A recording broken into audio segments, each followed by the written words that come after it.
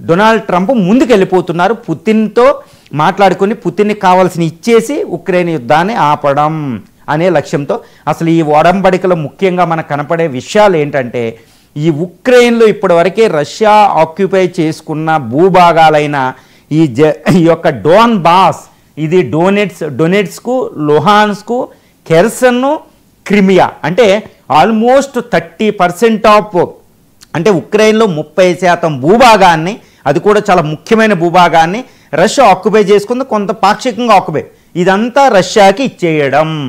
ఇప్పుడు వరకు ఎక్కడైతే సీజ్ ఫైర్ ఉందో అక్కడే సీజ్ ఫైర్ అదే తాత్కాలిక బౌండరీగా పెట్టేసి మిగిలిన భాగం అంతా రష్యాకి ఇచ్చేయడం అనేది తీసుకున్నాడు. అంటే క్రిమియా, అదేవిధంగా లుహాన్స్కు, జపరోజియా, ఇలాంటి డోన్ బాస్ లాంటి రీజన్స్ని రష్యాకి ఇచ్చేయడం, అది ప్రధానమైన పాయింట్ అనమాట.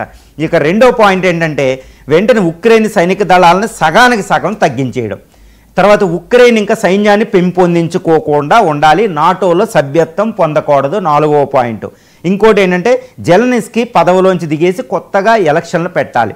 తర్వాత రష్యా భాష మాట్లాడే ప్రజలకి ఉక్రెయిన్లో చాలా భద్రత కల్పించడం, అది తీసుకున్నారు. తర్వాత ఇంకో పాయింట్ ఏంటంటే, మిగిలిన ఉక్రెయిన్కి సెక్యూరిటీ గ్యారంటీ అమెరికా నేతృత్వంలో ఇవ్వబడుతుంది. ఇలాంటి చాలా కీలకమైన ఒప్పందాలు. అంటే పుతిన్ ఏదైతే